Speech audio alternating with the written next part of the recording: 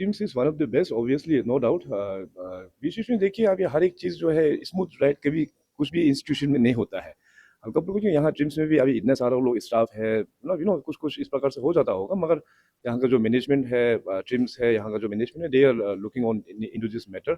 सरकार की ओर से हम लोग हमारा जो टीम्स है इसमें अभी एमबीबीएस कोर्सेज तो बहुत पहले ही स्टार्ट हो गया, डॉक्टर्स दो बैच का भी निकल गया।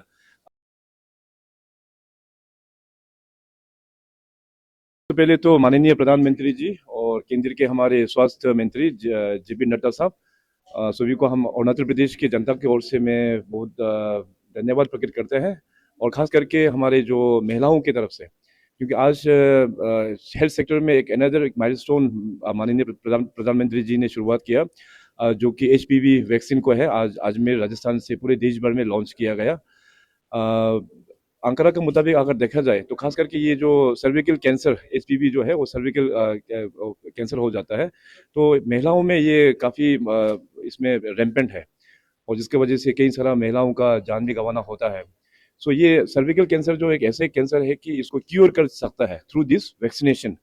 सो आज पीएम साहब ने देश भर में लॉन्च किया है, और अरुणाचल प्रदेश में भी आज यहाँ पे ट्रिम्स में हम लोग ने लॉन्च किया है। तो इस वैक्सीनेशन कैंपेन को हर एक हम लोगों को जो महिला जो अपना जो गर्ल चाइल्ड है उसको लेके जाना है। एज ग्रुप होगा 14 एंड 15 ईयर्स के बीच में। अभी फिलहाल हम लोगों को 3 मंथ्स का जो टारगेट है हम लोग ने सेट किया कि 14,500 गर्ल चाइल्ड को इसको हम लोग वैक्सीनेशन करेंगे। एज ग्रुप होगा 14 to 15 ईयर्स। सो इसमें हम लोगों को एक बहुत ही अच्छा कोऑर्डिनेशन का तौर पे काम करना होगा। हेल्थ डिपार्टमेंट तो लीड डिपार्टमेंट है, इसके साथ साथ स्कूल जो है एजुकेशन डिपार्टमेंट को बहुत क्लोजली काम करना पड़ेगा। इस प्रकार से हमारा आंगनवाड़ी हो गया, इस प्रकार से सभी लोगों को एक जॉइंट एफर्ट करके इस वैक्सीनेशन कैंपेन को हम लोग सक्सेस रूप में लेके जाना है। और साथ साथ में सभी मीडिया के दोस्तों आप लोगों को भी अपील करेंगे कि इस वैक्सीनेशन के बारे में आप लोग भी इसको और भी लोगों तक पहुंचाइए, ताकि हमारा जो गर्ल चाइल्ड है उनका इसका पूरा भरपूर फायदा मिल सके। कैंसर का जब हम बात करते हैं अरुणाचल प्रदेश में ऑलमोस्ट हाईएस्ट है नंबर में ऐसा जानने को मिलता है। अब बहुत ज़्यादा रैम्पेंटली बढ़ रहा है सर। इसको रोकथाम का ये शायद एक बहुत नया कदम होगा लगता है। ये देखिए, ये आज जो एचपीवी वैक्सीनेशन जो लॉन्च हुआ है ये केवल सर्विकल कैंसर के लिए है, और सर्विकल कैंसर जो है ये वैक्सीनेशन का माध्यम से ही बंद हो पाएगा।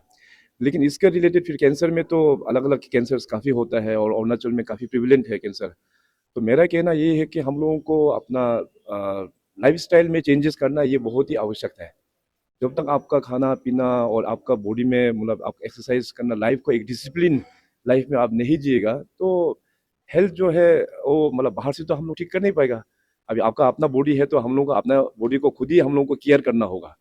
तो इसलिए आज मैंने हेल्थ डिपार्टमेंट को भी ये इंस्ट्रक्शन दिया कि खास करके लाइफस्टाइल चेंजेस को लेके एक बड़ा वर्कशॉप हम लोग को करना है। केवल कैंसर ही नहीं, बल्कि आज के दिन में अगर आप रैंडमली टेस्ट करेंगे तो लगभग सभी का हाई ब्लड प्रेशर होगा, और लगभग सभी का ब्लड शुगर लेवल हाई होगा। तो ये सब हम लोगों का लाइफस्टाइल चेंजेस, मतलब हम लोग मेंटेन डिसिप्लिन लाइफस्टाइल मेंटेन नहीं करने का कारण से इन सब का कारण हो जाता है।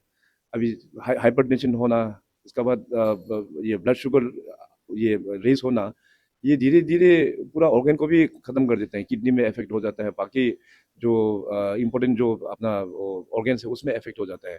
तो सबसे पहले लाइफस्टाइल को हम लोगों को मेंटेन करना ये बहुत ही आवश्यक है। राज्य भर और डिस्ट्रिक्ट भर में इसका लाइफस्टाइल के ऊपर में और भी हम लोग वर्कशॉप करके लोगों तक इसको हम लोग मैसेज को हम लोग पहुंचाएंगे। सर आज के डेट में अरुणाचल में ट्रिम्स ही अकेला हमारा मॉडर्नाइज वे ऑफ ट्रीटमेंट का और फैसिलिटीज़ बहुत ज़्यादा है, लेकिन थोड़ा सा पेशेंट फ्रेंडली नहीं होता है, बार बार शिकायत आता है। थोड़ा इंफ्रास्ट्रक्चर में भी कभी लिफ्ट बंद होकर पेशेंट को काफ़ी तकलीफ हो जाता है, छोटा छोटा शिकायत है। इसको आप लोग कैसे करके रिड्यूस करने का कोशिश करेंगे सो दैट हम लोग अपना बूस्ट करें कि teams is one of the best in north east. Teams is one of the best obviously no doubt. बीच में देखिए अभी हर एक चीज़ जो है स्मूथ राइट कभी कुछ भी इंस्टीट्यूशन में नहीं होता है। हम कब क्योंकि यहाँ टीम्स में भी अभी इतने सारे लोग स्टाफ है, कुछ कुछ इस प्रकार से हो जाता होगा, मगर यहाँ का जो मैनेजमेंट है टीम्स है, यहाँ का जो मैनेजमेंट है, they are looking on into this matter. सरकार की ओर से हम लोग हमारा जो टीम्स है इसमें अभी एमबीबीएस कोर्सेज तो बहुत पहले ही स्टार्ट हो गया, डॉक्टर्स दो बैच का भी निकल गया।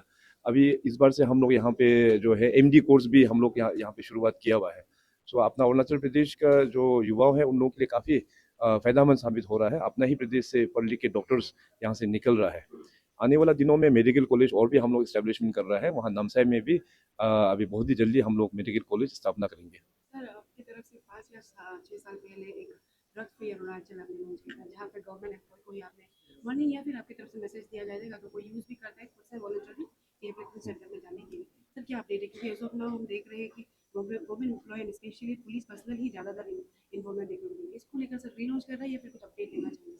इसको लेके काफ़ी लोग इस गवर्नमेंट के अपील को सुन के दे हैव कम फॉरवर्ड, और बहुत लोग ने रिहैब सेंटर में भी जाके वो लोग ने अपना ट्रीटमेंट भी लिया हुआ है, और जो लोग नहीं लिया है, जिनको पकड़ा गया है, they have been terminated also as well.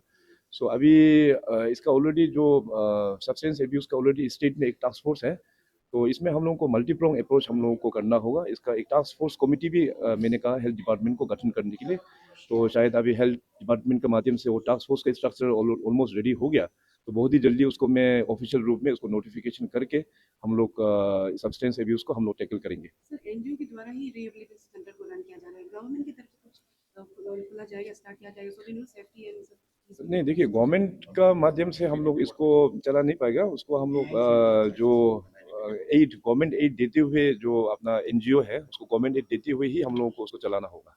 Naharlagun के अलावा सर ईटानगर में भी आप लोग शायद आरके मिशन को सपोर्ट कर रहे जी हैं। जी। इसके अलावा गवर्नमेंट अपना हॉस्पिटल नहीं क्रिएट करके आरके मिशन को ही क्यों कर रहा है? आरके मिशन को मैं इसलिए कर रहा हूँ क्योंकि उस जमाने जब गवर्नमेंट का पास कुछ सुविधा नहीं था, R K mission was a lone hospital जिन्होंने यहाँ आके पूरे अरुणाचल का जनता को सर्विस दिया हुआ है। नाउ इट्स टाइम टू पे बैक, तो वहाँ में 200 सीटर्स का हॉस्पिटल का भी हम लोग सपोर्ट कर रहा है।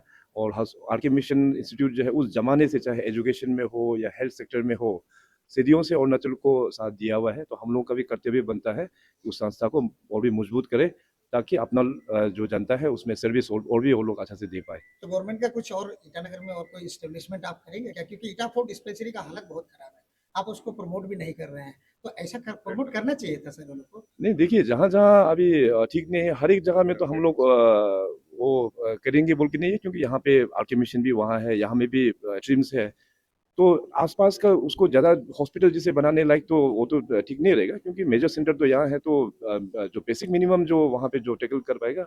सो एनीवे, हेल्थ डिपार्टमेंट का मिनिस्टर सेक्रेटरी साहब ने भी आपका प्रश्न सुन लिया, they will look into the matter. Thank you.